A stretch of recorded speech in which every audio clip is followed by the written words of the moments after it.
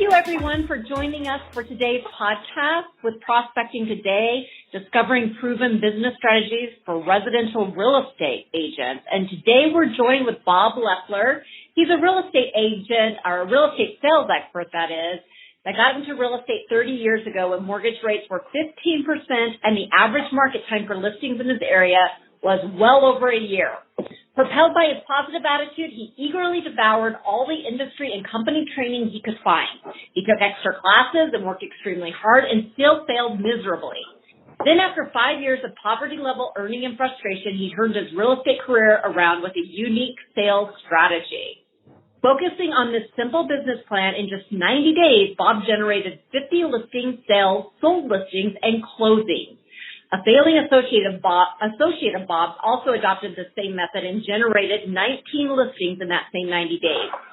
They then joined forces and together became the #1 top producing team for Century 21 in the state of Arizona.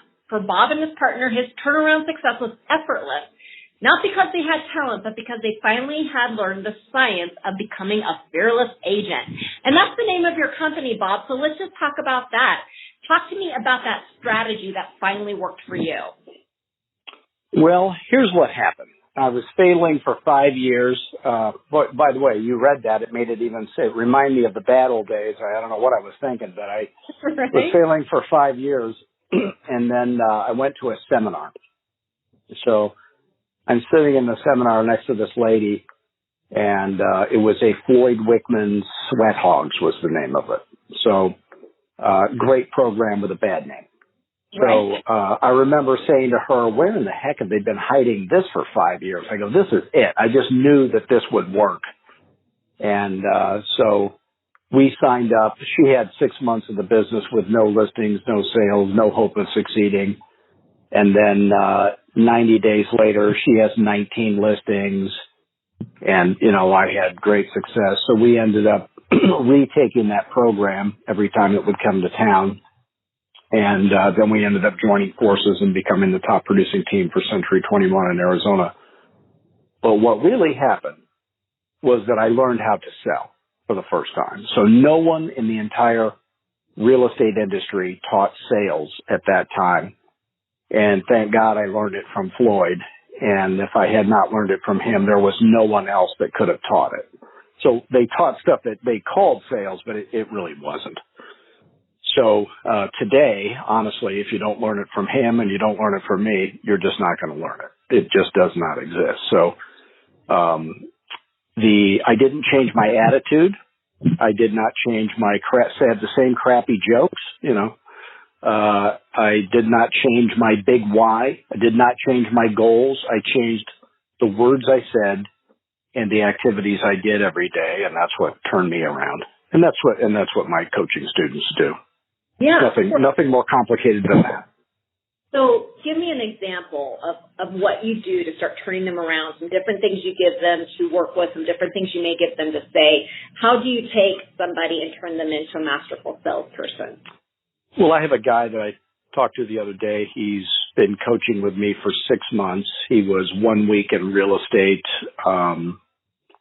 when I met him or when he signed up for my coaching. He will do 120 transactions this year, all of them at 7%, where he keeps 4%. And he has never sent any marketing. He's never called to confirm an appointment. He's never sent a thank you note, no postcards, no emails, never done any of that. But he had a remarkably rare trait where he said, I will do exactly what you tell me to do. And he was new, so he hadn't been poisoned by the industry yet, which was nice. And so he does telephone prospecting. He wanted to focus on listings. Now, I have coaching students that don't want to do listings. They want to do buyers. So they're going to do a different thing. But if you don't have what I call the rich daddy hookup, or the wealthy spouse, where you don't have to work and you can still get business, then it would be either telephone prospecting or open houses if you wanted to do buyers. So if you want to be, most agents tell me I would rather do listings only. I always ask them if the money was the same And for all those people out there in TV land, if you're listening, you should ask yourself this question. If the money was exactly the same, and just from a personal preference, would you rather do listings only or buyers only? And most people that call me, now the people that call me are not going to be a typical sample of the real estate industry probably, but the people that call me almost always say, I would rather do listings only. But then I go to their website and the first thing I see is search for homes, which tells me if I'm a seller, you don't care about me. You care about the buyer getting a good deal on my house. So, that's not, doesn't match up, I guess I would say. Right. In alignment, I guess is the way the professional speakers would say it. But it looks dumb, is the way I would say it. So, but if you want to focus on listings, the money wouldn't be the same. You would make way more money. And I always say focus is for winners. And by the way, if my dog barks, you'll know this is a live podcast because I'm sitting here with my sidekick, Sandy Lee McAllister, Super Doggy, and the garbage men are coming. So you know how my life is. It's a glamorous lifestyle I lead. So glamorous. But very glamorous. In my opulent office, the headquarters of Fearless Agent. So, but the money would not be the same. You'd make way more money as a listing agent. And focus is for winners and multitasking is for losers. So if you were to do only buyers or only sellers, and it is the one you prefer, you're going to make more money. And then you would refer the other people to somebody else and get a referral fee for that. So the highest producing Fearless Agent coaching students, that's what they do. So they start their day, if they're focused on listings, they're going to start their day calling their sphere, asking for referrals. And, that's going to be 1, 2, or 0 calls a day, probably, depending on the size of your sphere. Then there's going to be calling new for sale by owners. Don't call old stale for sale by owners. Call new expireds and cancels. After that, don't call the old stale ones. And then go to follow-up calls from previous cold calling. And that really is where the future gets built, where the big bucks gets made.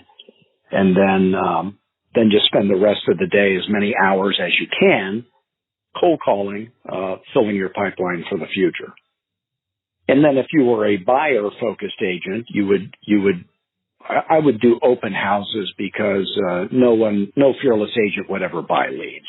There's no reason for that. Mm-hmm. So do you find that what's most beneficial for these people that come to you is you set them out on a business plan. You give them a business plan. You give them a go-to, do this every day type thing. Most of them are lacking sales skills more than they're lacking a business plan. Most all of them are just lacking both. But so we teach them a listing presentation, pricing presentation, for sale by owner presentation, buyer presentation, and investor presentation. And that way they're never in a money-making situation where they wouldn't have the exact right words to say. And then that makes them much more confident, much more eager to get on the phone and do telephone prospecting if that's going to be their thing.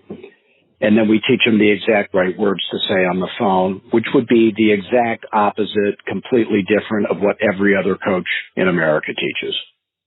So, and most people, if they go to fearlessagent.com and they watch my videos, they're going to say, I can imagine myself saying that. Bad prospecting happens when you're asking bad questions and not getting them answered. So we teach them message discipline. If you ask somebody a question, it's going to be a good question and it's going to get answered. So it eliminates the need for objection handling entirely. It eliminates the need for high pressure and all that kind of stuff that people find distasteful. What do you find to be the biggest mistake these agents make? Well, I mean, my biggest mistake was I just never learned how to sell, and no one ever taught it to me. There was no one in my company that knew anything about it. If you go to work for any major brand in America, there's none of that. You'll never be exposed to actual real sales training at all. It could never happen. And that's sad. But the industry is just off track. You know, last time I looked on my license, when I got my license in Arizona, it said salesperson right on the license. It says for sale right on the sign. This is the sales business. And yet the only thing anybody ever talks about is Facebook. Oh, really?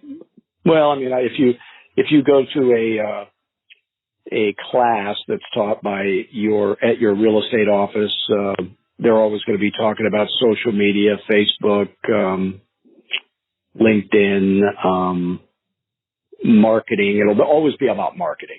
When you have no sales skills, you always want to talk about marketing, of course. And but do you find social media to be beneficial for real estate agents or not? I have never talked to and nobody talks to more real estate agents per day than I do. You could talk to as many, but you couldn't talk to more. Mm-hmm. And I've never talked to a single one who made what I would consider to be a good living doing anything involving social media. And why do you think that is, Bob? Because so much of what we're doing in today's society, especially when it comes to branding and getting the word out, is being done via social media. Well, the guy I told you about that's doing 120 transactions this year, you will never see him on Facebook. Okay, so he doesn't have time. He doesn't have time for it, for one thing. He's got to work. There's people that are working and there's people that are screwing around on social media, but they're never the same people. Okay, so he's spending more of his time working on the telephone. Oh, yeah. Okay. Well, he's either in face-to-face in front of clients or he's telephone prospecting, booking. He's never booked less than 6 listing appointments a week. He has booked as many as 9. He's taken no fewer than 1 listing every week. He's taken 2 and I think 3 a couple times. So he doesn't have time for social media. Do your agents find it a problem when they're telephone prospecting of people not answering the phone with numbers they don't recognize? Well, that's not a problem because you're going to leave a message. Oh, a message. So I mean, I've gotten many listings when I was a realtor where I called them. You know, I took a listing one time with this old guy. He was in his 80s, nice old guy, might have been in his 90s. And I said, do you know how long I've been calling you? He said, I think it's been about 4 years, hasn't it? I said, no, it's been 14. Oh, geez. First time I called you was 14 years ago, and I've called you. I probably called him, and he said he was thinking of selling his house.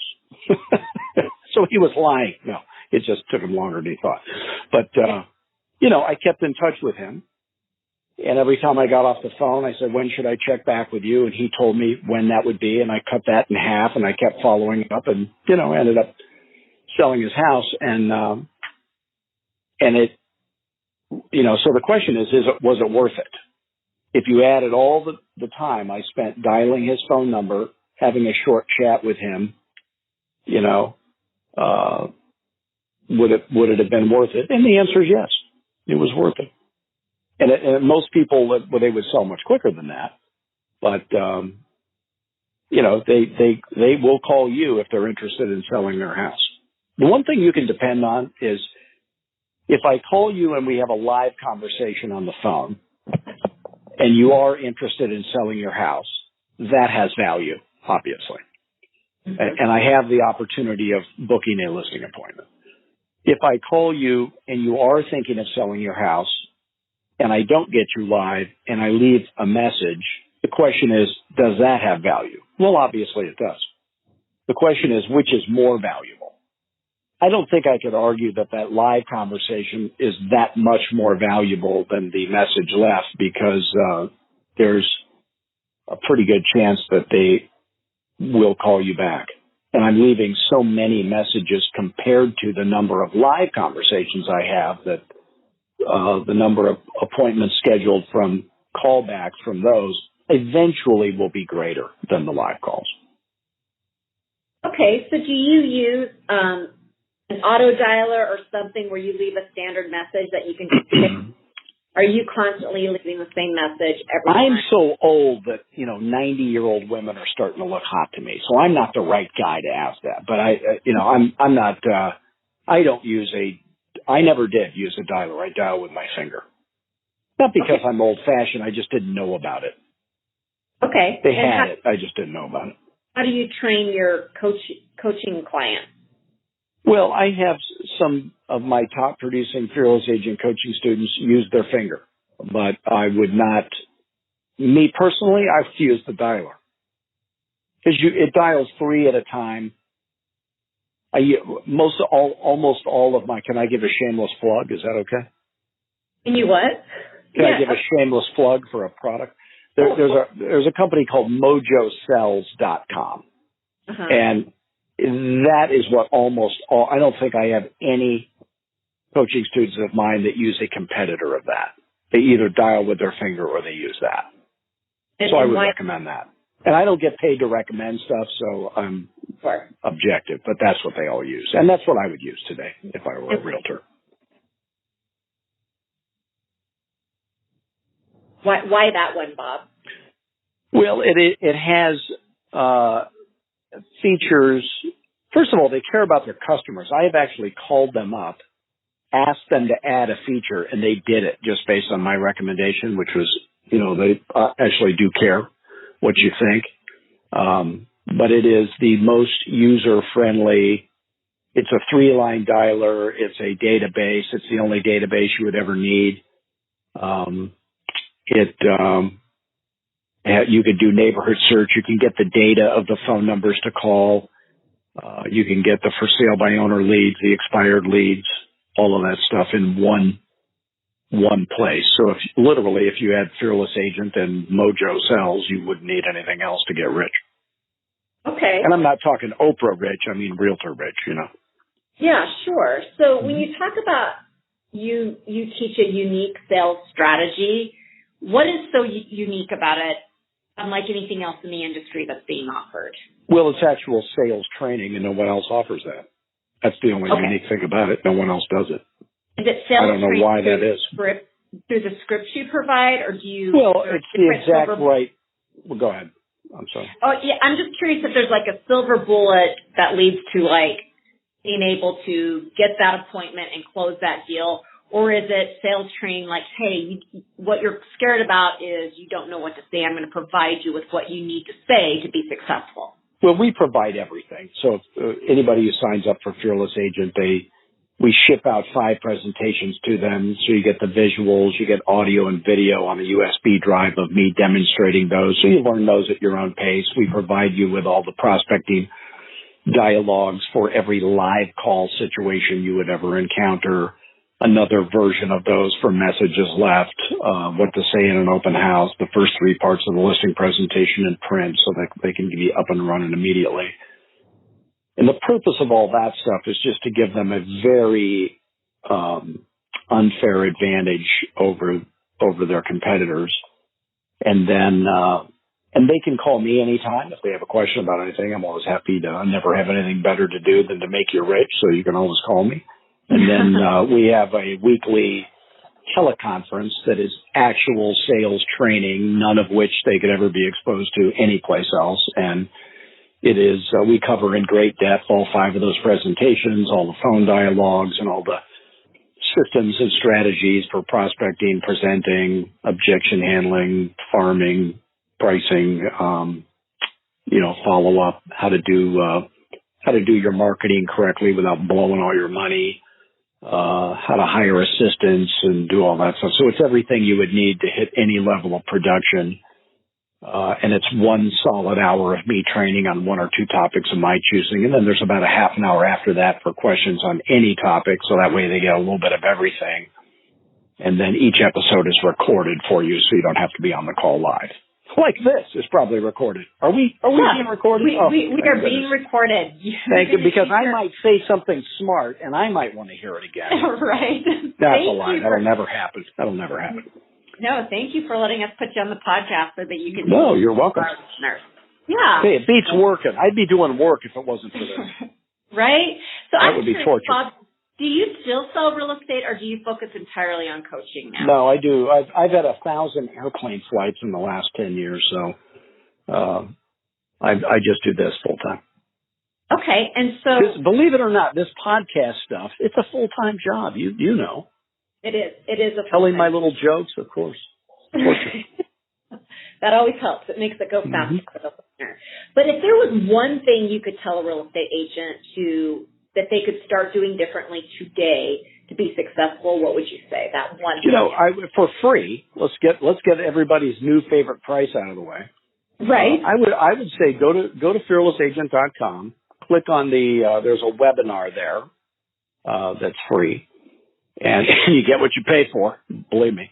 But it's about 45 minutes long, and it kind of gives you an overview of what you should be doing. And then if you go to the training videos page, there's categorized training videos. And literally that would be better coaching for free than they would pay any other coach in America for. So you should do that first. And then, and they can always call me if they have a question. But, the main thing is that you learn the 5 presentations. You learn what to say on the phone. You get your schedule right. That was the thing I forgot. Get your schedule right so that every day looks the same. So if every day you prospected in the morning, you went to lunch at noon, you had a 2:30 listing appointment, you went to dinner at 5, and you had a 7 p.m. listing appointment, you'd get 2 listings that day, and you wouldn't be hungry and cranky or tired. And if every day looked like that, that's the Fearless Agent schedule. Now, some people, I don't know if you know this or not, but they have kids. Have you ever heard of this? Yeah. Kimberly, do you have kids? I don't have kids, no. Oh, thank you. Thank God for his many blessings. So don't ever get any kids, whatever you do. It's a life ruiner, okay? Can't get any work done until they're like 8, and then you can have them cold call. Slavery is always a good thing.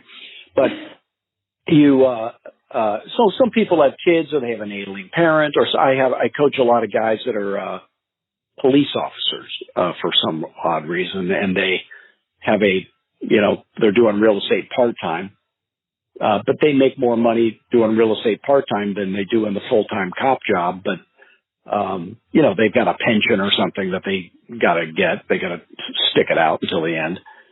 So but you'd have to modify your schedule if you're not full-time or you have kid issues or whatever. Everybody has stuff like that. So you just want every day to be the same, except for those days where it can't be the same because of whatever else is going on in your life. But if you think of any other business, if you go to I used to run a barbecue restaurant, and we cleaned at night. We cooked in the morning. We cleaned at night. We opened at 10. We closed at 9. The lunch rush was at noon. The meat got delivered at the same time every day. The potato chip guy came to say, it was the same every day. Mm-hmm. So I never walked in and said to the team, "Hey gang, we're gonna do it different this day. We're gonna do it like realtors do it. We're gonna, clean in the morning and cook in the evening and open at noon and close at 3 p.m. We didn't do that. It was the same every day, and that's the way any successful business is. So. And it's like me, like I have speaking gig days where I'm flying out of town or whatever, but even those days are all identical.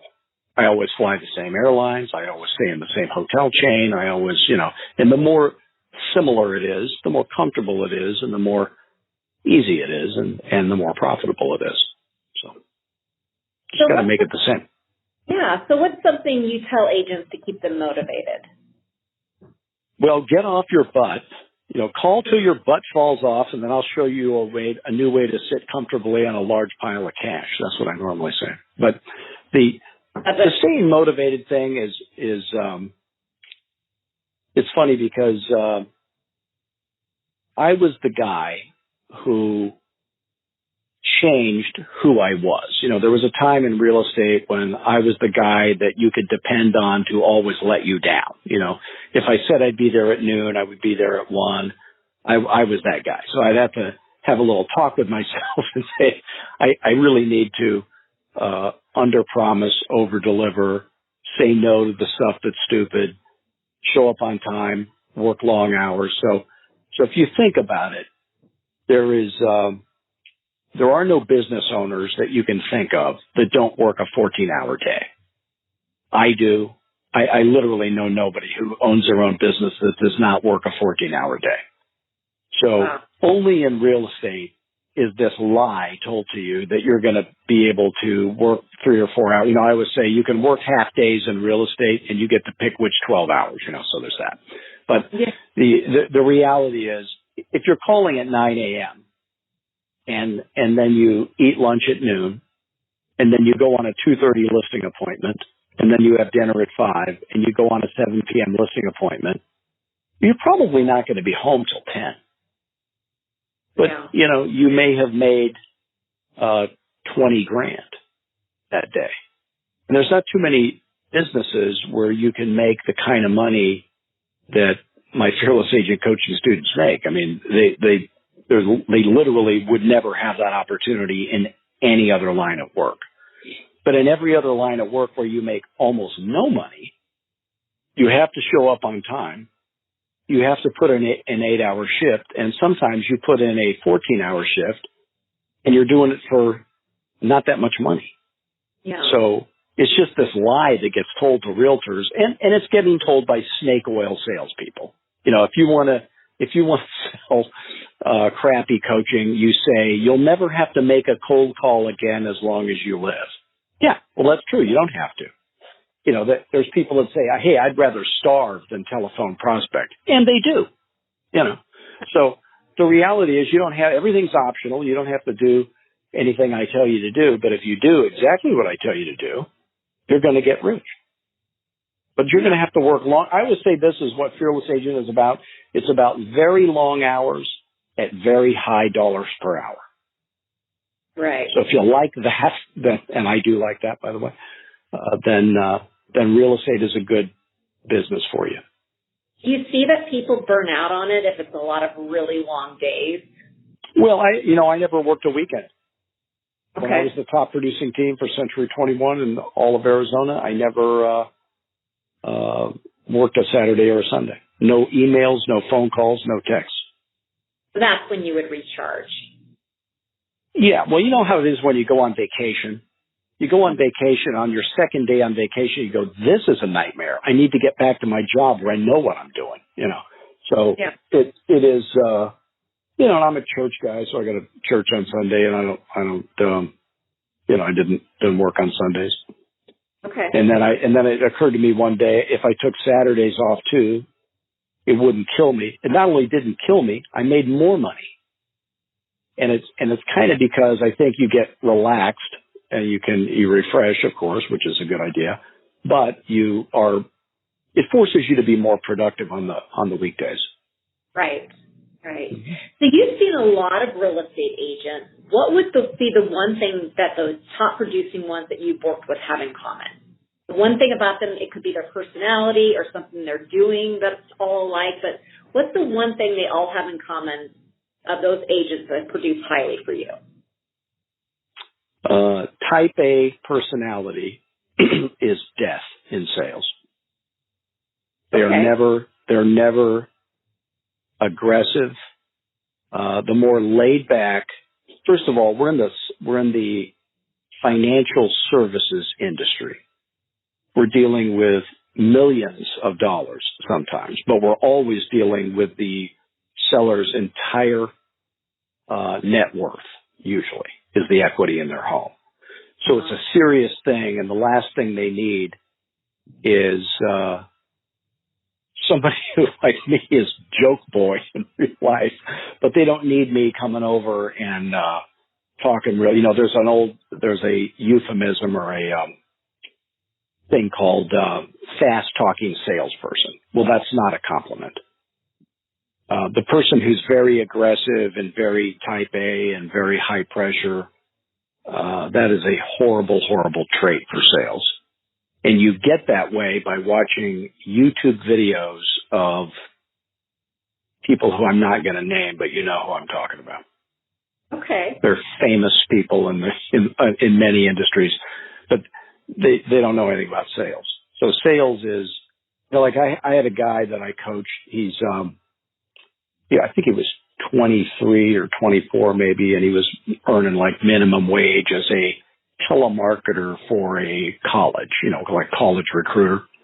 Mm-hmm. And so he said, but he was referred to me by somebody else that I coach, and he said, I don't have what it takes to be successful in sales. And he has a video on my website, a testimonial video, and he comes across lethargic almost, real laid back.